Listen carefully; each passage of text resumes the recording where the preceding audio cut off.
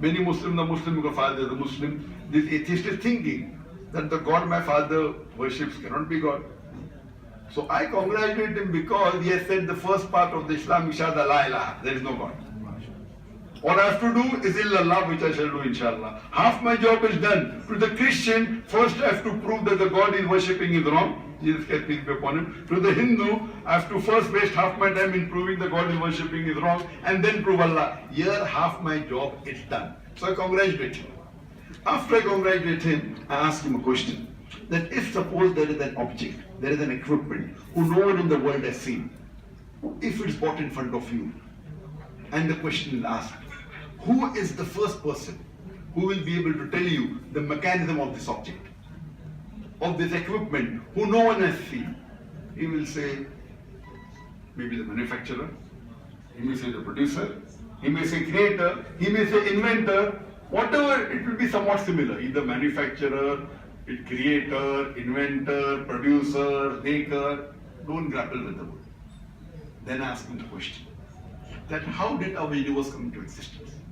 So he will tell you that today scientists, they tell us that our universe was one primary nebula.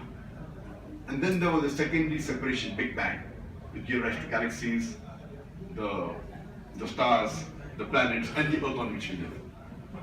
When did you come to know this? It's the 1970s, they got the Nobel Prize. Just about 45 years back. I tell them, what you're talking, you came to know 45 years back, is mentioned in my Quran 14 years back, in Surah Anbiya, chapter number 21, verse number 30, which says, أَوَلَمْ يَرَ الَّذِينَ كَفَرُوا. Do not the unbelievers see, أَنَّ السَّمَاوَاتِ وَالْأَرْضَ كَانَتْ رَتْقًا فَالْتَقْنَاهُمَا. That the heaven and the earth will join together and we close them asunder. Who could have mentioned in the Quran?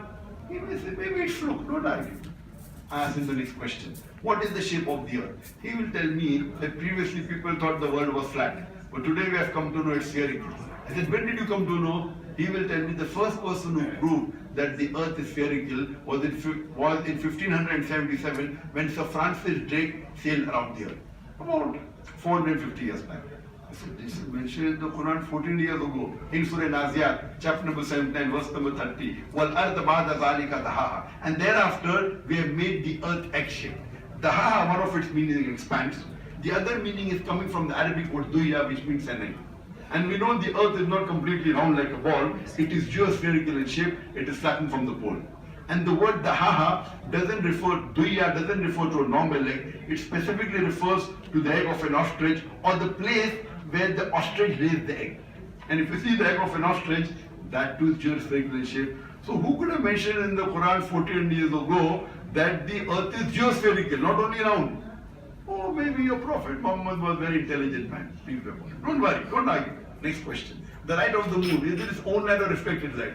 He will say, previously we thought the light of the moon is its own light. Recently we came to its reflected light. When did you come to know? Recently. 100 years back, 500 years back. Quran says 14 years ago. In Surah Furqan, chapter number 25, verse number 61, that the light of the moon is reflected light, is borrowed light. Noor or Muni. On, I can keep on with geology. There, I can talk about that the sun is rotating about its axis, that the sun is going to extinguish and moving to its point. It talks about the universe expanding. Who could have mentioned that 40 years ago? The atheists would be silent.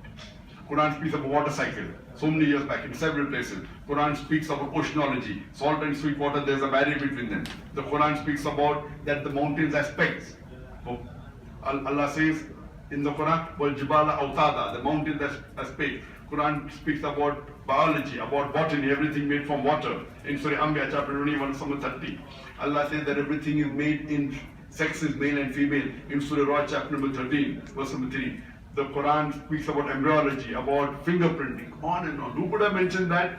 The only answer you can give is the creator, the manufacturer, the maker, the inventor. This creator, this manufacturer, this inventor, we Muslims call as Allah. This was in short. There are various ways of proving this. I've given a lecture, Does God Exist? You should see it. And I was there in Japan. It has various different ways of proving the existence of Allah subhanahu wa ta'ala. This is the scientific way. Most of the atheists believe in science to be God.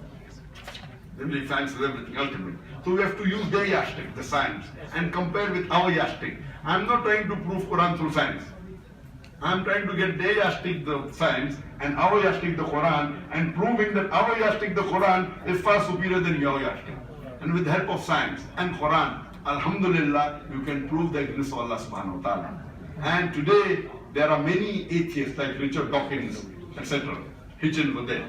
They have spoken many things. Inshallah, we pray to Allah subhanahu wa ta'ala that maybe be able to get this thing away from the Muslims. There is a question from the ladies inside, and we also have to close, so we can do the final statement. You just can quickly answer. You want me to answer everything? It's only like, are there... Okay, are men and women equal in Islam? Yes. Men and women are equal, but equality doesn't mean identicality. They are equal, but they are not identical.